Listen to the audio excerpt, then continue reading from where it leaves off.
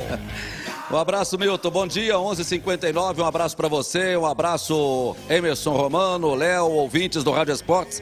Enfim, estamos aqui para falar do Galo que dormiu na cidade do Galo. Isso por causa da proximidade do centro de treinamentos do Atlético com o aeroporto de Confins, Milton. A delegação do Atlético chegou, era quase 1h da manhã, quando o Atlético chegou da Colômbia. Sinal eletrônico marcando meio-dia no mais Belo Horizonte do Brasil. 1h da madrugada, a delegação do Atlético chegando à capital dos mineiros. E aí o Atlético foi direto para o CT. Jogadores dormiram na cidade do Galo e já treinaram agora pela manhã. Treinaram pela manhã, vão estar liberados à tarde. Amanhã, sábado, treinam pela manhã, estarão liberados, aí depois se apresentam para o jogo contra o Internacional e a estreia do Galo no Campeonato Brasileiro. O pensamento agora é recuperar fisicamente os jogadores. Não é nem comandar um treinamento coletivo, o pensamento do Turco não é esse, de comandar treinamento coletivo, esquema tático para jogar contra o Inter. É recuperar fisicamente os jogadores para a partida contra o Internacional. E aí a gente vai saber, inclusive, se aqueles jogadores que foram poupados, como é o caso do Zaratio, do Hever, na partida contra a equipe do Tolima pela Copa Libertadores na última quarta-feira, se eles vão atuar contra o Internacional. Acredito que sim, porque faz parte do planejamento do Atlético, já que o mês de abril é muito pesado para o Atlético e o treinador, principalmente, sabe disso. Tá certo o técnico do Atlético de priorizar neste momento o descanso para os seus atletas, pensando no brasileiro? Eu passo essa bola redonda para os nossos comentaristas. Eu acredito que sim, viu, Álvaro? Bom dia aqui nos... Aliás, já boa tarde, nem um minuto já. Boa tarde a quem nos acompanha. Eu acredito que sim, até porque, desde a final do Campeonato Mineiro, o Atlético está fazendo 9 jogos em 30 dias, com viagens como essa maluca, não vai ter como treinar. Então tem que priorizar o descanso. Ele prioriza o descanso. Como ele prioriza? Rodando o seu elenco. O Atlético tem elenco para isso, para poder rodar o elenco. Ele rodou o elenco, mas ele não foi burro. Ele rodou o elenco montando o time dele, já sabendo as dificuldades que teria contra o Deportes Tolima. E ele poupou alguns jogadores, inclusive jogadores que, na minha opinião, são chave, como o Zaratio, para esse jogo, essa estreia na Série A do Campeonato Brasileiro. Ou tô falando besteira, Léo? Não, Romano, ele tem uma vantagem, né, a seu favor, que o Atlético tem um grande elenco, né? Não são todos treinadores, muito pelo contrário, poucos têm um elenco para poder manter um time qualificado jogando independentemente da competição e poder priorizar neste momento o descanso dos jogadores.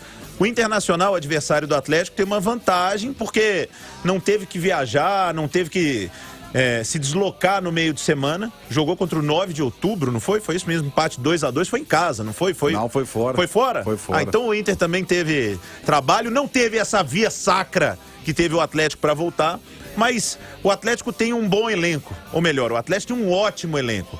Para se ter uma ideia, o Galo terminou o Campeonato Mineiro no clássico contra o Cruzeiro com uma zaga de Hever e Natan. Aí vem um jogo de Libertadores, ele joga com Alonso e Godin. Ele pode muito bem repetir a defesa que jogou contra o Cruzeiro, pode jogar com Natan e Hever contra o Internacional, pode dar um descanso a mais se for necessário para algum jogador que foi à Colômbia, mas ele sempre mantém uma espinha dorsal. O Atlético tem uma maneira de jogar, independentemente das peças, quando ele mudou o Dylan, mas a formação foi a mesma. O estilo tático do Atlético, o comportamento, a estratégia de jogo pode mudar um pouco, marcar um pouco mais atrás, mas isso só num jogo muito difícil, fora de casa. Então o que a gente vai ver, Álvaro, é mais do Atlético que a gente se acostumou a ver já desde os anos passados. Porque o projeto começou com o Sampaoli, foi aprimorado com o Cuca. É muito difícil de ser aprimorado, porque o Cuca atingiu uma excelência absurda, conquistando Brasileiro e Copa do Brasil. Mas esse é o grande desafio do Turco. Até o momento, ele ganhou tudo que ele disputou, o time dele está saudável e voando. Você vai desconfiar que vai dar errado? Eu não desconfio. Inclusive, você falou aí sobre o Sampaoli, sobre o Cuca. O Atlético está buscando a 100ª vitória dele nessa era vitoriosa. E o que é a era vitoriosa do Galo? Depois que o Galo foi eliminado para o Afogados na Copa do Brasil, com o Dudamel era o treinador, o Atlético contratou o Sampaoli. O Sampaoli fez o trabalho que fez, um trabalho muito bom à frente do Atlético, deixou o Atlético para treinar na Europa, o Olympique de Marselha. Aí veio o Cuca, campeoníssimo com o Atlético, saiu o Cuca e veio o Turco Mohamed. E neste período, o Atlético já tem 91 vitórias, vai em busca da sua 100ª vitória nesta era vitoriosa. E pode se consagrar ainda mais. Por quê? Porque o Atlético está disputando títulos esse ano, assim como disputou ano passado, com o elenco para ser campeão dos títulos que ele vai disputar. Copa Libertadores, Copa do Brasil, Campeonato Brasileiro, foi campeão estadual. Então o Atlético pode não só alcançar essa 100ª vitória, como o Atlético pode alcançar a marca de títulos que ele jamais conquistou na sua história. O bicampeonato, por exemplo, da Copa Libertadores. Parece que esse seria o sonho maior, o objetivo maior. Não sei se vocês concordam com aqueles que falam isso dentro do Atlético, porque o Atlético, sendo campeão da Copa Libertadores, o Atlético disputaria o Mundial de Clubes. E ser campeão mundial, aí é a glória para o Atlético. Eu não tenho a menor dúvida que a Libertadores, depois da conquista do bicampeonato brasileiro, deve ser o maior sonho. Mas um tricampeonato brasileiro também é espetacular, né? E isso se o Atlético não conseguir a regulamentação de mais um título, que está se movimentando para isso. Mas acho o brasileiro super importante, a Libertadores super importante. A Copa do Brasil, principalmente financeiramente, é muito importante para qualquer equipe. E o Atlético tem elenco para disputar as 3. Quem sabe ganhar as 3, já ganhou 2 no ano passado. Saiu para o Palmeiras num critério de gol fora de casa que, graças a Deus, e não foi só por causa do Atlético, eu acho isso uma aberração há 200 anos. O Galo saiu em 2 empates contra o Palmeiras, que é o seu grande rival neste início de 2022. Tem time para brigar por tudo. Agora, a Libertadores, Romano, eu sempre falei isso. A torcida do Atlético, o comando do Atlético queria muito esse brasileiro, porque tinha muito tempo que o Galo não ganhava. Mas em termos de projeção, de vitrine, principalmente internacional, não há comparação da importância de se ganhar uma Copa Libertadores. Eu fico com a frase que resume, que a Conmebol resume a Libertadores, glória eterna. A Libertadores é uma glória eterna. Você colocar seu nome ali é muito difícil, sabe? O clube colocar o nome ali é muito difícil. E, tem essa pretensão de ser campeão mundial, que já é outra história. Aí, meu amigo, tem que ralar muito, porque o nível, o distanciamento com relação aos times europeus que estão dominando essa competição é gigantesco. Então, é uma coisa de cada vez. E o que está mais acessível, entre aspas, é a Copa Libertadores. O Atlético ficou esse gostinho do ano passado. Tá engasgado aí a busca desse título.